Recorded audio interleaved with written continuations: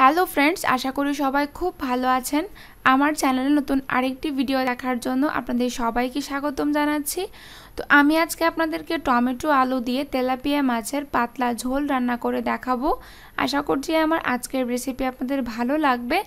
Recipe তৈরি করার জন্য চুলায় একটি কড়াই বসিয়ে তার মধ্যে আমি পরিমাণ মতো সয়াবিন তেল দিয়ে দিয়েছি। তেলটা গরম হওয়ার পরে আমি এখানে দিয়ে দিচ্ছি পেঁয়াজ কুচি। এখন আমি পেঁয়াজটাকে হালকা ব্রাউন কালার করে ভেজে নেব। আর এই তেলের মধ্যে আমি তেলাপিয়া মাছগুলোকে ভেজে নিয়েছিলাম। মাছ কিন্তু আপনারা সবাই কম বেশি ভাজতে পারেন। আর আমার চ্যানেলে কিন্তু মাছ ভাজার অনেক ভিডিও আছে, আপনারা চাইলে কিন্তু দেখে নিতে পারেন। তো পেঁয়াজটা ভেজে নেওয়া হয়ে গেছে। এখন আমি এর মধ্যে দিয়ে দিচ্ছি রসুন বাটা 1 চামচ, দিয়ে দিচ্ছি আমি টমেটো কুচি। এখন আমি এর মধ্যে সামান্য একটু পানি দিয়ে দিচ্ছি আমি হলুদের গুঁড়ো 1 চা চামচ, দিয়ে দিচ্ছি আমি 1 চামচের মতো মরিচের গুঁড়ো, ঝালটা আপনারা বাড়িয়ে কমিয়ে দিতে পারেন। দিয়ে দিচ্ছি আমি 1 চামচ জিরের গুঁড়ো, দিয়ে দিয়েছি আমি স্বাদ মতো লবণ।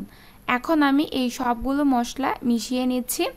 সবগুলো মশলা মিশিয়ে নিয়ে 1 থেকে 2 মিনিট মশলাটাকে আমি কষিয়ে নেব। তো বন্ধুরা, সবগুলো মশলা মিশিয়ে নেওয়া হয়ে গেছে। এখন আমি ঢেকে দিয়ে 1 থেকে 2 মিনিট মশলাটাকে কষিয়ে নেব।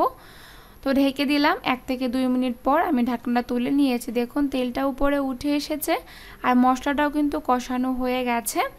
এখন আমি আরও 1 থেকে 2 মিনিট মশলাটাকে ভেজে নিচ্ছি। মশলাটা ভাজা হয়ে গেলে এর মধ্যে আমি দিয়ে দিব টমেটো। আমি টোটাল 4টা টমেটো নিয়েছি। একটা টমেটো আমি কুচি করে দিয়েছি আর বাকি 3টা টমেটো আমি টুকরো করে কেটে দিয়েছি, দেখতেই পাচ্ছেন আপনারা। টমেটো যদি বেশি টক হয় সেক্ষেত্রে কিন্তু কম ব্যবহার করতে হবে। আর টমেটোগুলো অবশ্যই পাকা এবং রসালো দেখে নেওয়ার চেষ্টা করবেন। এখন আমি টমেটোটাকে মশলার সাথে খুব ভালোভাবে মিশিয়ে নিচ্ছি।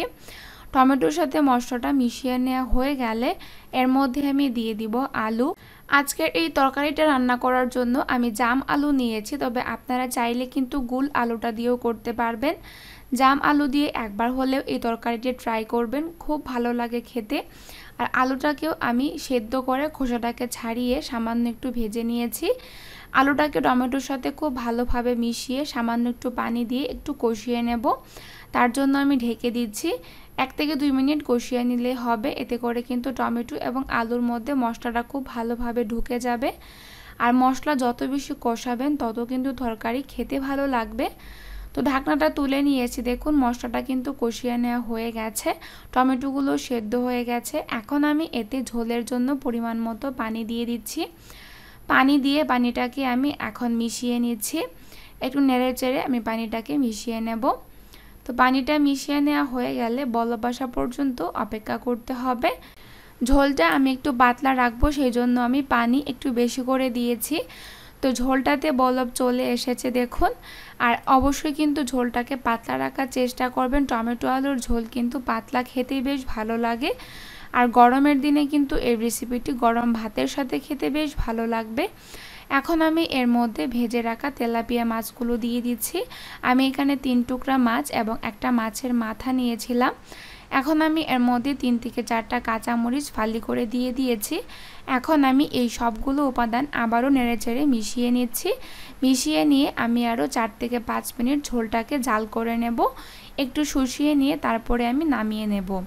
তো ঝোলটাকে এখন 4 থেকে 5 মিনিট আমি জাল করে নিচ্ছি। তো দেখুন ঝোলটা কিন্তু অনেকটাই শুষে গিয়েছে। এখন আমি ঝোলটাকে নামিয়ে নেব। তো কালার দেখে নিশ্চয়ই বুঝতে পারছেন তরকারিটা কিন্তু খেতে বেশ মজা হয়েছিল। আপনারা কিন্তু বাড়িতে একবার হলেও তৈরি করবেন। তো আমি নামিয়ে নিয়েছি। দেখুন কালারটা কতটা সুন্দর হয়েছে। আশা করছি আমার আজকের রেসিপি আপনাদের ভালো লেগেছে। ভালো লাগলে অবশ্যই বাড়িতে তৈরি করবেন এবং কেমন হয়েছে আমাকে কমেন্ট করে জানাবেন।